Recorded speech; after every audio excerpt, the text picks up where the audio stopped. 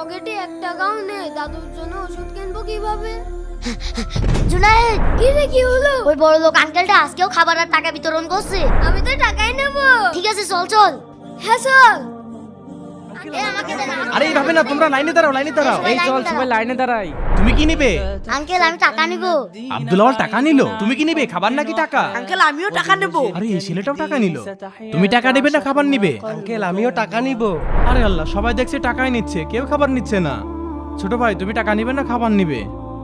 জুনাইদ ভাবতে লাগলো এখন কি করবে। দাদু রে, আমার ওষুধটা নিয়ে আসিস, আমার শ্বাসকষ্ট খুব বেড়েছে। দাদু, আমি ছোট মানুষ বলে আমাকে কেউ কাজে নিচ্ছে না। তুমি চিন্তা করো না, আমি যেভাবে হোক তোমার ওষুধ নিয়ে আসবো। কিন্তু ছেলেটাকে দেখে জুনাইদের দয়া হলো। আঙ্কেল, আমি খাবারটাই নেবো। ছোট ভাই, তুমি কোনটা নেবে? আমার চিকিৎসার জন্য টাকাটাই দরকার। এই নাও টাকা। জুনাইদ তার দাদুর চিকিৎসার টাকার জন্য অনেক চিন্তিত ছিল, কিন্তু হঠাৎ এতগুলো টাকা! আলহামদুলিল্লাহ। বন্ধুরা, তাহলে কি বুঝলে যে অন্যের ভালো চাইবে, আল্লাহ তার উপকার করবে। কমেন্টে মাশাআল্লাহ লিখতে ভুলবে না কিন্তু।